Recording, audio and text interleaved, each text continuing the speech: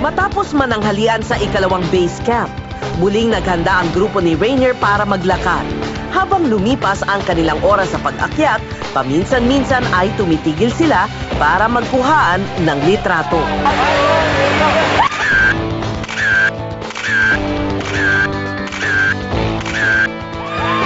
Nag-i-enjoy ako, na-appreciate ko yung ganda ng nature.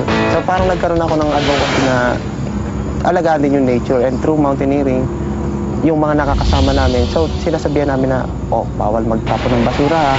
At ang maganda doon is yung ganong klase ng attitude na dadala mo when you go back to the city. So, yung mga candy, ultimo balat ng candy, huwag mo itatapon. In that way, makakatulong ka sa kalikasan talaga.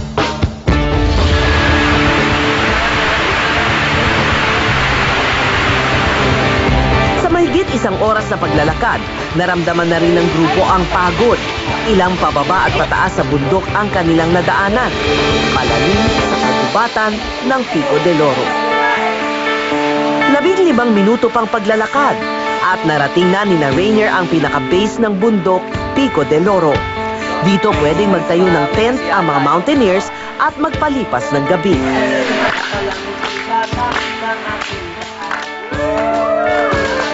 Pumunta kami sa Big kasi second day namin yung ginagawa.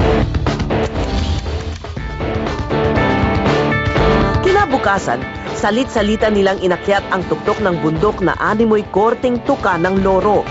Sa itaas nito ay matatanaw sa hilaga ang isla ng Corregidor, ang Nasugbu, Batangas sa timog, Maragondon, Cavite sa silangan, at South China Sea sa kanluran.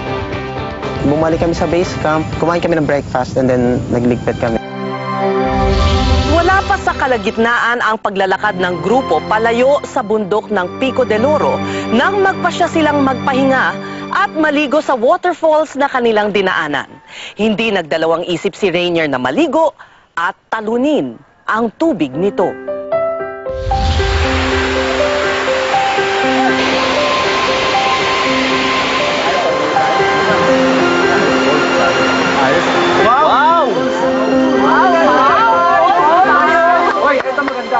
Saan muna ba sa falls? Sige! Oo nga, ligo muna tayo bago tayo. Ligo muna tayo. Kasi yung falls is from the trail, from the main trail, about siguro 20 to 30 minutes lalakarin yun. So nagpunta kami sa falls kasi nagkasundo kami na doon kami magla-lunch.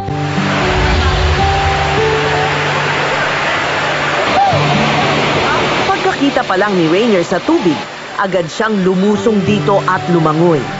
Ninamnam ang kagandahan ng paligid at hinayaang mapawi ang pagod ng katawan sa lagaslas ng waterfalls.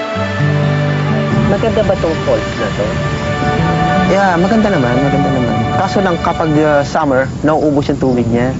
Pero nitong kasi tag-ulan na. Malakas. Oo, napakaganda. Kaso lang milky yung tubig niya. Kasi nga dahil sa ulan. Nung dumating kami dun sa falls, chinek ko muna yung tubig. Kasi ang ginawa ko, tumalon ako kagad sa tubig eh. Chinek ko siya, may bato kaya. Kasi kaya dito mag-dive. Kasi pinaka-paborito ko gawin yun eh. Yung nagda-dive sa water.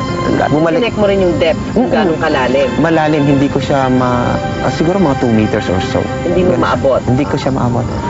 Sinisid ko siya, nag-check, talagang sinurvey ko muna yung area. Pagkatapos matiyak ang lalim ng tubig sa falls, agad tumingin si Rainier ng maaakyatan na lugar para mag-dive.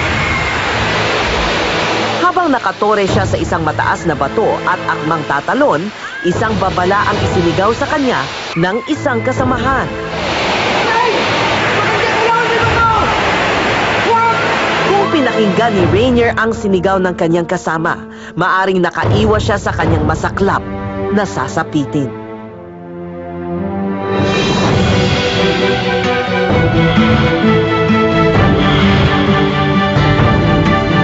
May bago raw babaeng nagpapasaya kay Luis Manzano. Ang gusto niya,